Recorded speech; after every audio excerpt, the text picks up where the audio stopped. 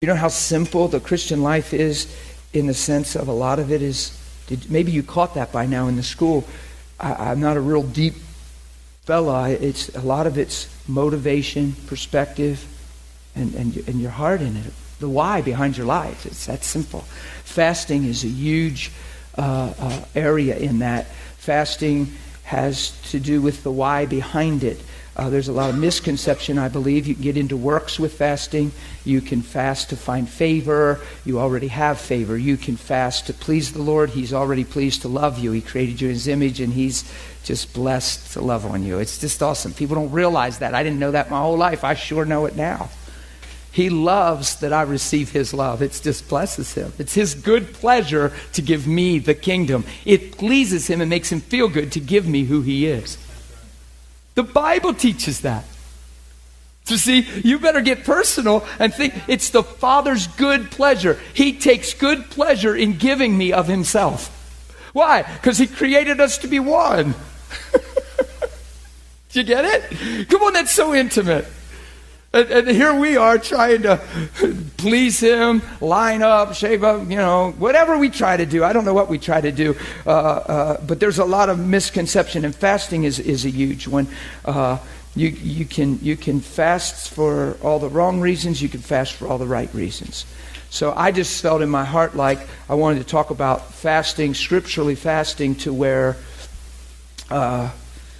it would add to and increase what we're talking about is communion and knowing God and walking with God, okay? Verse 14, Matthew 9, came to Him saying, why do we and the Pharisees fast often, but your disciples do not fast? Well, when they were fasting often, they were fasting in what? In a realm of works. They were fasting to try to find themselves to be right with God. They're under the law. We don't fast to be right with God. We don't even fast to move God. God's already moved. You're not fasting to draw favor and find favor and get the hand of God to move. You found favor. He's already moved. Fasting has nothing to do with getting God to move. Fasting has to do with you seeing clear.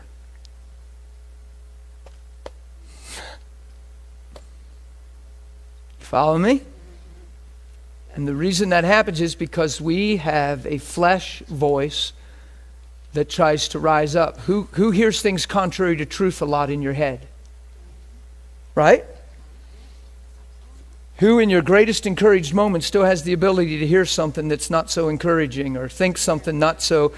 Who has the ability to look in a mirror and speak something good and at the same time hear a whisper, it's not so good? True?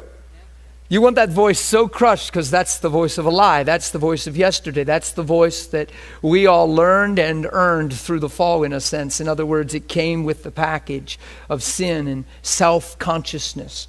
And so I want you to see something here. You have the right, John's question, you have the right to fast because you want to. But you have to fast for the reason to suppress the things of flesh and grow in the things of Spirit, to get your mind in a place where you're seeing, you're reading, it's coming alive. God, I want to know you more. Thank you for illuminating me. I thank you, Lord. I am just bringing discipline into my life. I'm not indulging in the flesh. I want to grow in the things of the Spirit. And this ability to see apart from you is being removed from my life. I'm seeking after you. So it's not just fasting, it's prayer and fasting. So your prayer in the midst of fasting is a powerful place, even more so than just prayer alone. Because you're tuned in, you're dialed in. It's a higher place of prayer, I believe, the combination of prayer and fasting. Personally, I believe that. Because of the extra focus. We pray for a lot of reasons. It's not always faith, and it's not always healthy sometimes. It's fear, it's worry, it's troubleshooting, it's desperate. You could fast for a lot of reasons. But wonder if we combined them healthily and do it for the right reason. So you get alone and you pray, and you're building yourself up in God. All of a sudden the things you're praying feel more real. All of a sudden the Spirit of God's more prevalent in your life. There's an awareness, and it's all through the process of prayer and fasting, and your flesh is submitted. Wouldn't that be awesome if your flesh was just hush? Just hush. Because the flesh and the voices you hear contrary to truth are connected, unless you didn't know that. The self-conscious tendencies and all that stuff, it's all connected to flesh living. The more spirit conscious I become, the more I don't hear that voice, or if I hear it, it's so exposed that I don't even follow it. Why don't you follow a stranger's voice? Because it's strange. It's simple. You want the stranger's voice to be strange.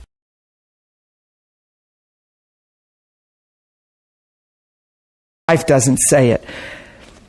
As a nation that did righteousness, look, you delight to know my ways. As a nation that does righteousness and did not forsake the ordinance of God. They ask of me the ordinances of justice. They take delight in approaching God. And now here's where the motive comes. Why have we fasted, they say, and you have not seen? Why have we afflicted our souls, and you take no notice? See, they're fasting just for a breakthrough, for favor, for God to do them right and to bless them. They're fasting to approve their own conscience and soul that's already violated and afflicted. And rather than repent, they're doing a religious act to qualify instead of changing. You follow this? So then when they're doing that and God's not answering, they're frustrated because their whole goal is self-centered, self-motivated. It's all about them. So then they have a complaint. Why have we fasted? Why have we afflicted our souls? You're not fasting to afflict your soul. Okay? You're fasting to bring in line the indulgence of the flesh and to bring in order even your body, your hunger, and the cry of the carnal nature. We talked about that the other day, and I'll get on that a whole lot today. Okay? That's the reason you're fasting. To get your spirit man above your carnal man. You're fasting so that the voice of your spirit is what's being heard. And the voice of your flesh is in line, in agreement, and following after like a puppy. Okay?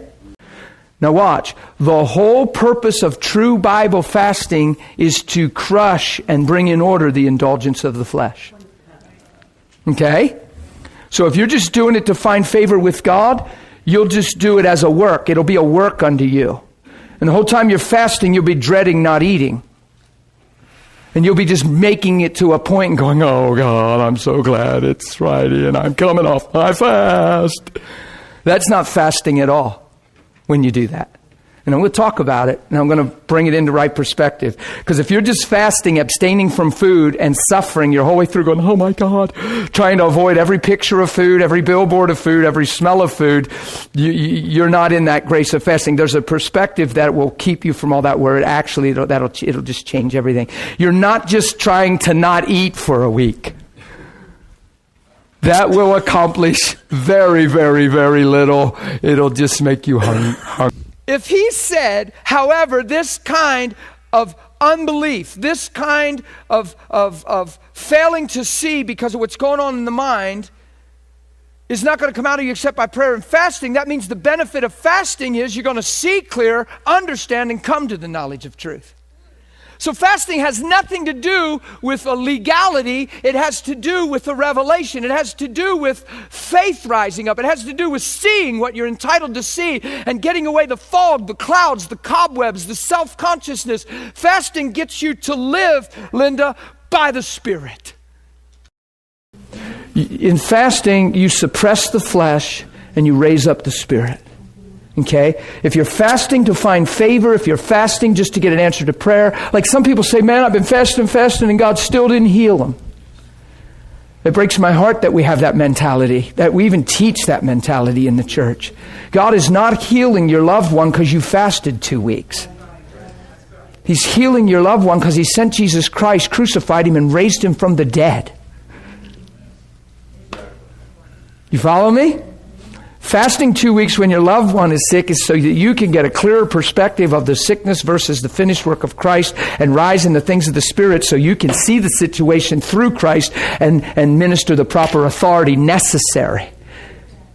It's for you. You're fasting so you get a clearer view, so you get a breakthrough in your own understanding of the situation. Because when you look at your loved one, the sentiments are rampant. When you look at your loved one, the empathy and emotions are rampant. When you look at your loved one, the flesh is screaming. Fears are screaming. Anxieties are screaming. Just self-desire to see them whole, and just all that stuff is just, oh! Fasting puts you in a proper perspective where you can see it properly, and it pushes all those human things that we think are normal and mostly are very unhealthy. Who's ever lost a loved one? You prayed and prayed and prayed. You even tried fasting and all that stuff. See, because some of that gets into works, and people drive long distances and go to certain meetings, and they put all their faith in what they're doing instead of what He's already done. Fasting just suppresses carnality and raises up the things of the Spirit. It doesn't earn favor. You have favor. Fasting just puts you in position to see past the flesh. And it tames that cry of carnality. It says, love me, pamper me, take care of me, powder me. Shut up. I'm serious. But I'm hungry. Yeah, right. Feed me. I thought you loved me. We've been together forever. What are you doing? Hello, I'm here. Fasting and prayer is amazing. It's in this chapter. That's why I'm talking about it. It's part of the answer. It suppresses carnality, the cry of the flesh, to empower you to live by the Spirit. Because if you live by the Spirit, you will not fulfill the lust of the flesh. So it's possible to walk free. You're not damned to carnality. Look, nobody puts a piece of unshrunk cloth on an old garment, for the patch pulls away from the garment, and the tear is made worse. Nor do they put new wine into old wineskins, or else the wineskins break, the wine is spilled, and the wineskins are ruined. But they put new wine into new wineskins. So Jesus is coming to introduce the new. He's revealing a dispensation of grace that's just about to come through His cross, and He's transforming the mindsets of men.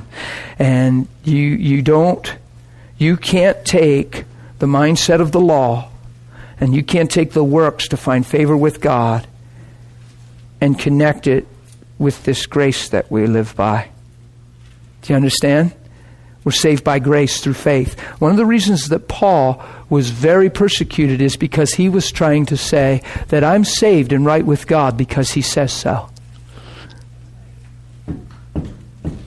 And that didn't fly in their culture and society.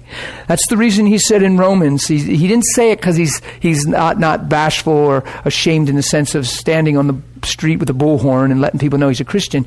He wasn't saying that when he says, I'm not ashamed of the gospel. A lot of people, I'm not ashamed of the gospel. Like, I'll speak it up in a crowd. That's not what he was saying. He's talking to a culture, right? A culture of people that were trapped in religion. He's saying, I'm not ashamed to say I believe in something that saves me by grace and not my works. That's what he's crying out. I'm not ashamed that God is saving me through the work of Jesus because He loves me, not based on my works. Because then he goes on in the later chapters of Romans 2 and 3 and 4 and says, look, if it's by my works, then there's a debt to be paid. If it's by grace, then there's none. You get it? Yeah. So Jesus is transitioning here, and He's saying, look, when I'm going, they're going to do this. They're going to fast. But nobody it's not the way you think. It's not the old fast. It's not the mentality. It's not to find favor with God. The fact that I'm here reveals you've already found favor with God. Do you get this? Because that little section of Scripture is right on the heels of them fasting. And what He wants to do is change the why behind our lives. If you try to put new wine into old wineskins, it's going to burst and the wine's going to be spilled. You put new wine in new wineskins. So if there's a new covenant and New Testament of grace of God towards men through Jesus Christ, then there has to be a new why behind our life that makes us right with God and a new way that we live from. And in that day they'll fast. Why? So that they stay in tune, suppress everything about flesh, works, pride, achievement, accomplishment, earnings, doing to feel better about ourselves, doing to be. It's detrimental to your Christian life. You following this? And Jesus is changing all that. What Jesus did was He didn't take away fasting. He changed the whole reason why we fast. They fasted in the old covenant to be approved and to hear from on high, to find favor, to get merit. You don't fast for merit. In the New Testament, the New Covenant, He's bringing new wine and new wineskins. He's changing the motive of our heart. We're fasting to know Him, to get the carnal nature. We covered this real heavy yesterday. I won't go into it long. The carnal nature, the voice of the flesh, to get that thing in order, to get self-control back into our lives, to where the carnal cry or the cry of the flesh is no longer leading our life like it does in many cases. And I started to realize, I sat on my bed then and let Him father me a little. And here's what He said. He said, Dan, you lost such sight of it. You just got into time frame and fasting for a period of time as if that's what's important. The why behind your fast is all I want. That's all that matters. Whether it's a day, a week, 2 weeks, 3 weeks, 4 weeks, it's irrelevant. It's the why behind it that brings benefit, not how long you're fasting. It shifts into a work. He said, Dan, if I wouldn't bring this stuff to your attention, you'd be so trapped in pride. He's telling me this on the bed. He said, you'd be in a conversation. Somebody would say, they fast X amount of time, and in your heart you would say, wow, well, I fasted this. Well, so what? Well, you gonna give me a trophy now? World's greatest faster or something? I don't know. What are we doing? Well, you gonna give me a medal? You see how we lose track of what we're doing and why? Fasting has nothing to do with you being an amazing faster and how long you're fasting. Fasting has to do with subduing the carnal tendency, flesh, and nature of man. Fasting has to do with suppressing the cry of the flesh, pampering and nurturing the flesh. Isn't that why we don't go out of our way sometimes to bless and help? Because it's too painful. We don't have time. Self-preserving, self-protecting, self-conscious, fear of man, all that stuff entails. Look, I'm tired. I just want to go home. I don't really want to stop and pray. And you justify it because, hey, I don't have to pray for everybody. I'm under grace. I'm not under the law. But you don't realize there's some subtleties there where we might be pacifying the flesh instead of building our spirit. Who cares if I'm tired if they need Jesus? There's a place to get that way. Who cares if I'm hurting right now if I see they're really hurting? Who cares what it costs me if they can have life? There's a place where fasting will put that militancy in you, where your flesh won't have the voice that it's had most of our lives. How I feel, what I think, has a lot to do with the flesh. I see people fasting and they're saying, oh my God, I've been on a fast, and wouldn't you know, they had chicken, or they had this, or they had... I'm thinking, we don't understand what we're doing. We're just suffering our bodies. Yeah. It's not, if you're fasting and you're just saying, oh my God, I'm fasting today, and they got the men's breakfast. Oh, what a tough day to fast. God, get me through. I would say just go to the men's breakfast and eat. Because you've lost sight, you don't understand why you're fasting. The benefit of fasting far outweighs the pleasure of eating breakfast. And if it's a thing where I could serve you food when I'm fasting because of what I understand, I could make you supper and put it on your plate the whole time. And it's not a challenge because you understand why you're doing it. It's not about abstaining from food. It's seeking the things of the Spirit. You guys know my heart hopefully by now. I'm saying Jesus is saying it's not even an option. It's part of kingdom living. It's part of a reality that we embrace because of the benefit and blessing of getting free from ourselves.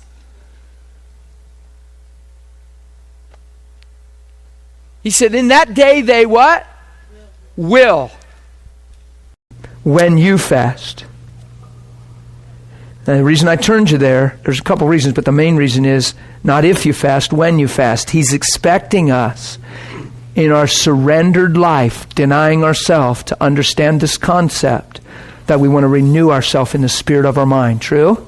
And we don't want those hidden things of the heart to be nipping us in the bud all the time. Right? Do you want that? Do you want little hidden things of the heart, little selfishnesses, little fairnesses, little unbeliefs, little mindsets of anxiety, fear, self-preservations? Do you want them to stay alive and be maintained and mix them with the gospel? I know I don't. I don't believe you do. I don't believe you're in this school to do that.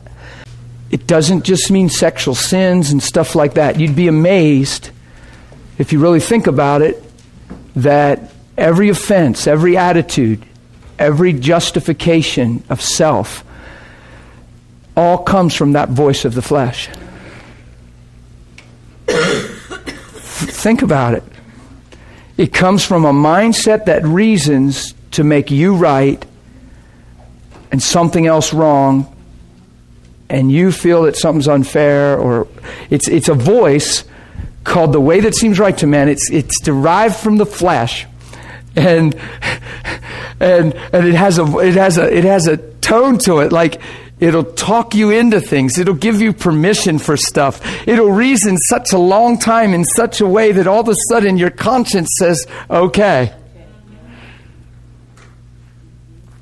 And if you we talk about roots a lot in the church. Well, there's some roots that we ought to really pay attention to. Where did that come from? Well, if you look at the root, well, did God really say, if you just eat the tree, you'll be enlightened, you'll know, and you'll be like God. That's the same voice of reason. And think what happened to man when he sinned. He was spirit-driven, compelled, spirit-led, and became instantly flesh. You get it? So the whole thought of Christianity, in God's intent, is to transform us and redeem us back to spirit, to be led by the Spirit, Galatians 5, what we looked at yesterday, and not fulfill the lusts of the flesh. Walk in the Spirit, and you shall not fulfill the lusts of the flesh. So the flesh is trying to raise up a voice in your life, to where its voice is louder than your heart cry for God, where it's louder than your heart cry for surrender, for love, for mercy. The voice of the flesh tries to rise up where that voice is louder than the voice that says forgive. And all of a sudden the voice of the flesh has audience with your soul and tells you why you shouldn't forgive, and all of a sudden you're agreeing with and going, yeah. Right, yeah, and there's a way that seems right then, right? But you walk in the Spirit. You walk in the Spirit. You're in tune with the mind of God. You're walking by grace. You understand your life is a privilege. You're not frustrated. You're thankful. You're not wanting for nothing. The Lord is my shepherd. I shall not want. That's just a good place to live. The negative side of the flesh, like I said yesterday at the end, I don't see my flesh as a detriment. I declare that my spirit's willing, my flesh is strong. My flesh isn't dragging me down. I'm not damned because I live in a man's body. I'm blessed because I live with God's Spirit. Did you get it? So I'm not waking up a bag of flesh, trying to, survive and hope God glimmers His light through me, so wicked man that I am, or whatever. I'm not waking up like that, right? But if you don't stay spirit-minded, spirit-conscious, what fasting does, it keeps you staying spirit-minded till some of these things truly get established in your life and are more than your doctrine. Many of us have been taught so well that we know the answers, guys. You got to become the answers. They got to become your reality through union and communion with God. We're not fasting as an event. We're not fasting as a work. We want to know God more. We don't want unbelief in our life. We don't want to think like a man thinks. We don't want the way that seems right to a man to interfere. We want to be in a situation, and because we've been with Him and we're built up in the Spirit of God intervenes and speaks to us and reveals truth to us in the time of need, where we're not being deceived by the way that seems right to man any longer. This is what fasting does.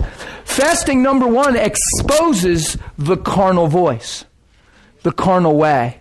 It exposes the carnal right and privileges. They'll get exposed in the process of the fast. The key is that you recognize them. If you just fast to reach a point in time, you won't recognize them. You'll actually invoke those things, and they'll take you the whole way through the fast. And you'll murmur, you'll frustrate, you complain. Oh my God, this seems so unfair, but God, I'm doing it for you. Whatever we're thinking, the prayer and fasting go hand in hand. It's not a fast, it's a prayer and fast. And the whole reason he said prayer and fasting is to renew the mind and get unbelief out. And get the carnal. So the carnal nature. So Pam, now watch how the way that seems right, is in our lives in so many subtle ways. Fasting exposes it. So how do you handle that? So here's just a simple example. You stay in tune. It's prayer and fasting. Now your prayer isn't just to get you through fasting. That's why I said it sounds funny, but there is a truth there. The prayer side keeps you focused on why you're fasting. So you're not just suffering your body and not eating food. Because come on, what good does that do? If the finished work of Jesus is finished and it's enough, why do we have to fast to do more, to accomplish something else? Why would I need to fast to cast out a devil when the first sign of the believer is cast out a devil? I don't have to fast to cast out a devil. I fast to grow in the understanding of who I've become so the authority increases and the finger of God is more in my life, meaning the Spirit of God. Right? So I'm fasting to see clearer. I'm fasting to come into the knowledge of truth. Your prayer should be constantly keeping your heart and mind in tune with why you're fasting. The prayer side's designed to keep you in touch with why you're fasting. At least you're just abstaining from food to reach a goal. Does that make sense? And if you feel like you can't make it and you're just falling apart, God, could you help me and just remove this because I want to know you more. It's obvious. Watch. It's obvious I have a serious cry of the flesh. It's obvious that this thing is trying to outweigh my cry for you, and nothing will outshout my heart to know you. See, that's powerful prayer right there. And God, my heart's before you, and I'm not just trying to abstain from food because the finished work of Jesus is enough, but I must know you more. And with this kind of indulgence, with this kind of carnal cry, how will I ever live fueled by the Spirit? God, I want to live by the Spirit. Father, I so thank you for the honor. And you get right here. The honor of just pursuing you spiritually. I thank you that you, Lord God, are bringing into submission the cry of my flesh and the carnal nature of man.